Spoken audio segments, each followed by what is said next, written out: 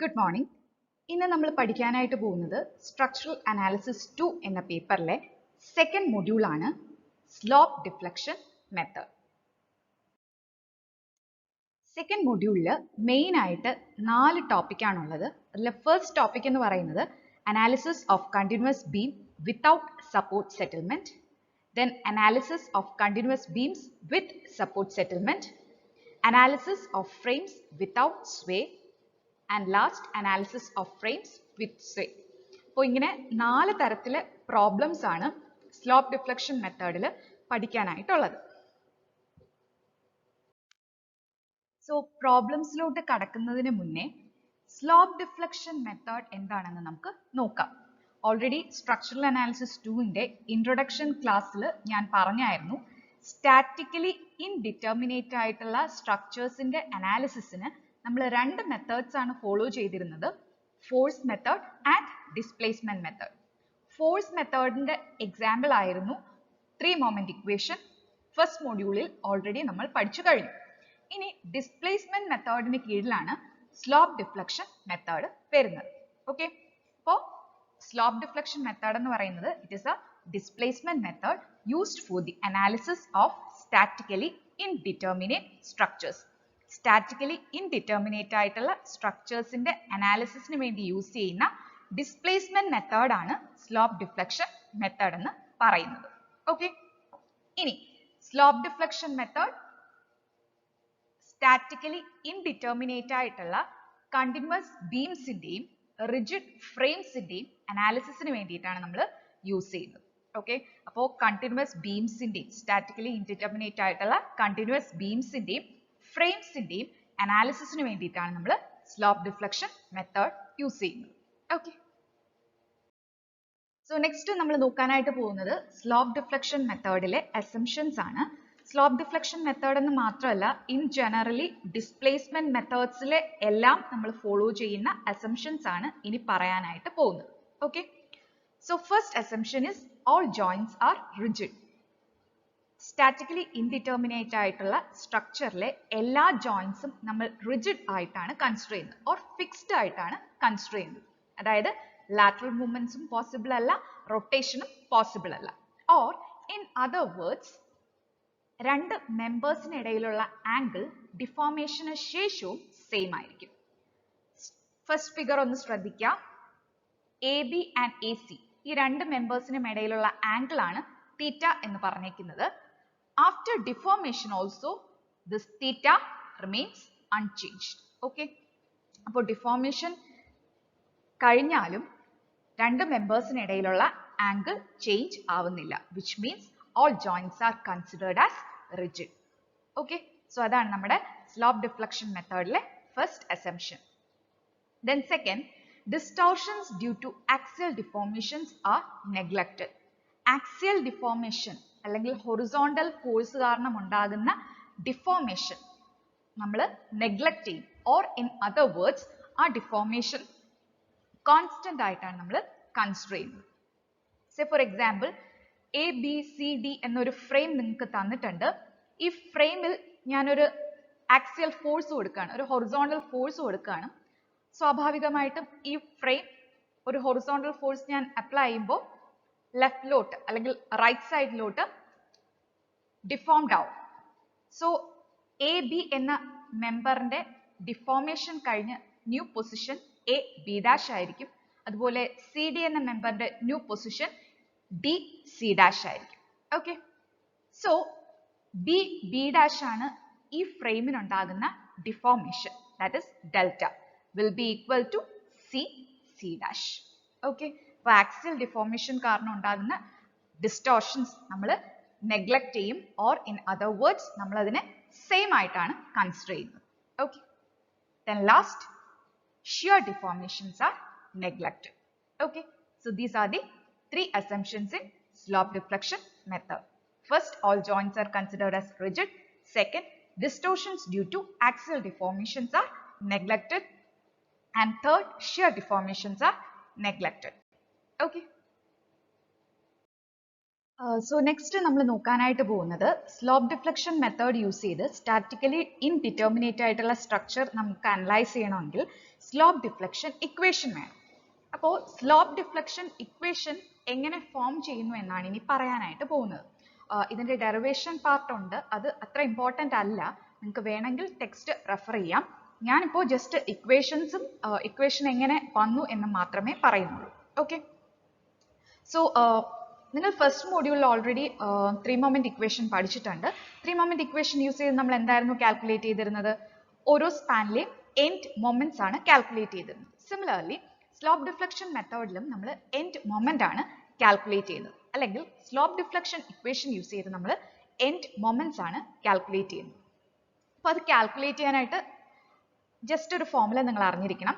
Slope deflection മെത്തേഡിൽ final end moment എന്ന് പറയുന്നത് it will be the sum of fixed end moments, moment due to settlements and moment due to rotation. Fixed end മൊമെന്റ്സിന്റെയും moment due to സെറ്റിൽമെന്റിന്റെയും moment due to റൊട്ടേഷന്റെയും sum ആണ് final end moment എന്ന് പറയുന്നത്. ഇനി നമുക്ക് ഫിക്സ്ഡ് എൻഡ് മൊമെന്റ് എന്താണ്, moment due to settlement എന്താണ്, മൊമെന്റ് ഡ്യൂ ടു റൊട്ടേഷൻ എന്താണെന്ന് നോക്കാം. ഫസ്റ്റ് ഒരു കണ്ടിന്യൂസ് ബീമിന്റെ ഒരു സ്പാൻ എ ബി കൺസിഡർ ചെയ്യുക, carrying loads W1 and W2 as shown in figure. ഇപ്പോൾ ഒരു കണ്ടിന്യൂസ് ബീമിന്റെ എ ബി എന്ന സ്പാൻ കൺസിഡർ ചെയ്യുക.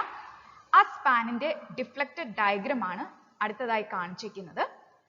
ദെൻ ഫസ്റ്റ് നമുക്ക് എന്താണ് ഫിക്സ്ഡ് എൻഡ് മൊമെന്റ്സ് എന്ന് നോക്കാം. ഓൾറെഡി സ്ലോപ്പ് ഡിഫ്ലക്ഷൻ മെത്തേഡിന്റെ അസംഷനിലെ ഫസ്റ്റ് പോയിന്റിൽ ഞാൻ പറഞ്ഞു കഴിഞ്ഞു, all joints are rigid or all joints are considered as fixed.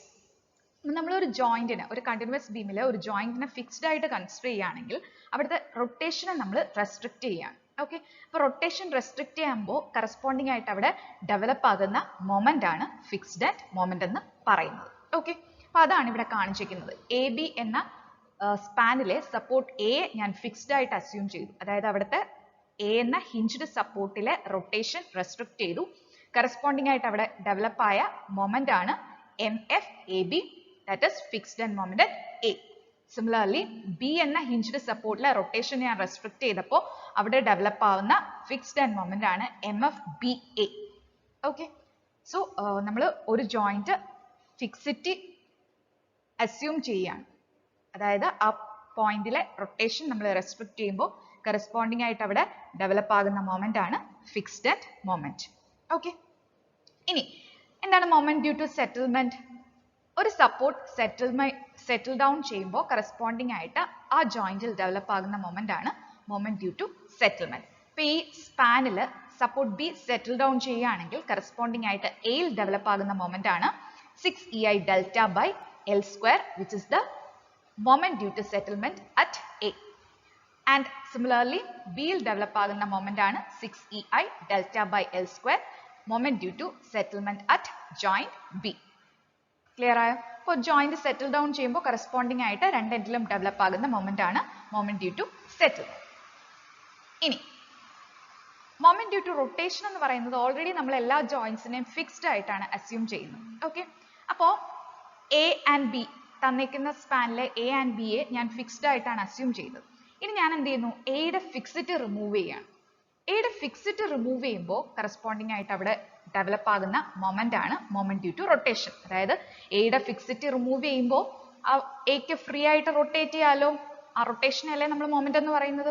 അപ്പോൾ എ എന്ന സപ്പോർട്ടിന്റെ ഫിക്സിറ്റി നമ്മൾ റിമൂവ് ചെയ്യുമ്പോൾ കറസ്പോണ്ടിങ് ആയിട്ട് അവിടെ ഡെവലപ്പ് ആകുന്ന മൊമെന്റ് ആണ് മൊമെന്റ് ഡ്യൂ ടു റൊട്ടേഷൻ. അപ്പോൾ എയുടെ ഫിക്സിറ്റി നമ്മൾ റിമൂവ് ചെയ്യുമ്പോൾ കറസ്പോണ്ടിങ് ആയിട്ട് എയിൽ ഡെവലപ്പ് ആകുന്ന മൊമെന്റ് ആണ് M'AB. അതുപോലെ ബിയുടെ ഫിക്സിറ്റി ആണ് നമ്മൾ റിമൂവ് ചെയ്യുന്നതെങ്കിൽ കറസ്പോണ്ടിങ് ആയിട്ട് ബിയിൽ ഡെവലപ്പ് ആകുന്ന മൊമെന്റ് ആണ് M'BA.